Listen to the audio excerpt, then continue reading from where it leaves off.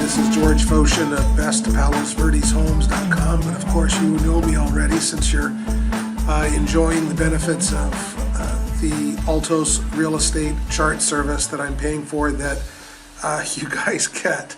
So I hope you're enjoying the service, and that was a slight dig. My tonality was terrible.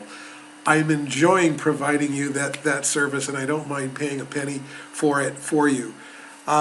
Look, this is unrehearsed, and we're going to get into what I look at when I'm looking at these charts, and I hope this is helpful for you, okay? So this particular one that I'm going to be looking at is for Palos Verdes Estates.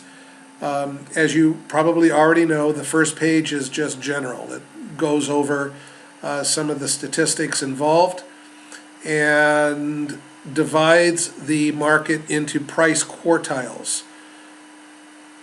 And then we get into the meat of the report. We still see that prices have been appreciating. Now, when I'm looking at these charts, what I'm looking at are trends, not just the static number, where are things at right now, but what's the overall trend? Are we observing higher highs and lower lows? For example, here, lower highs, lower lows. That was a trend that needed some time to break before the pattern changed and the market changed.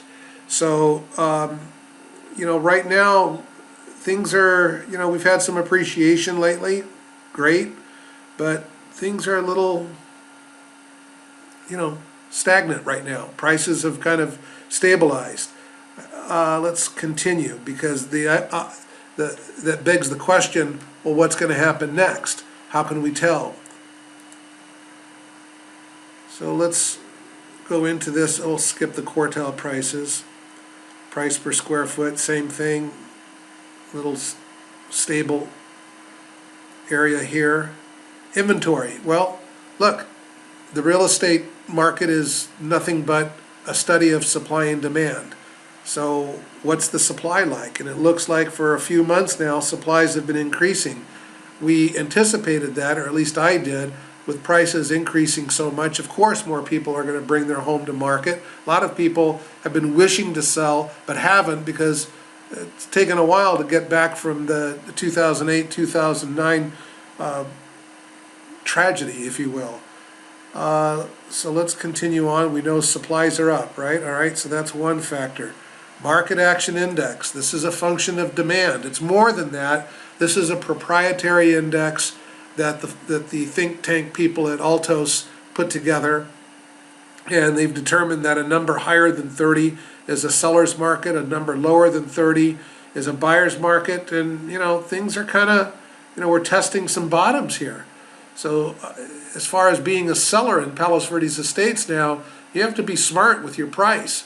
You can't look at a home that's sold 2-3 months ago that was competitive to yours and say, oh, well, the market's great, I'm going to ask 10% more than my neighbor did who sold 2 or 3 months ago. You're just going to sit on the market forever. You've got to price right where they sold at to have a good chance of getting excitement for your home and getting it sold. This is really important. So rising inventories, declining demand, and divided up into quartiles, we see pretty much across the board in every price range that the Market Action Index is weakening, demand is weakening. Days on market, well, we would have anticipated that, right? More supply, lower demand, properties are staying on the market longer. What do you have control of as a seller? You have control over what price you ask for your home. So these are some of the things that we get into in this report. Now, I have additional data that, remember, this is citywide, Palos Verdes Estates. And if you have friends that are in Manhattan Beach, Hermosa, Redondo, Torrance, that you think would enjoy this service, let them know, have them contact me, and I can get them this report too. It won't cost them anything. Now, there's an additional service that I have that drills down even more. Again, remember, this is Palos Verdes Estates that we're talking about here.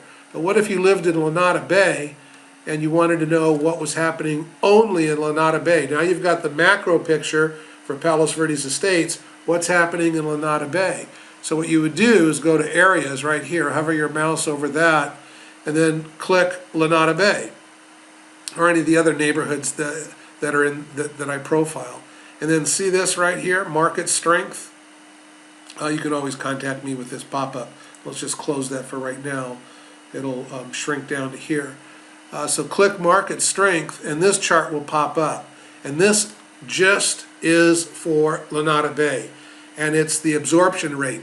How many months of inventory are on the market given the rate that properties are selling. So this is a really good clue as to what's coming down the pike.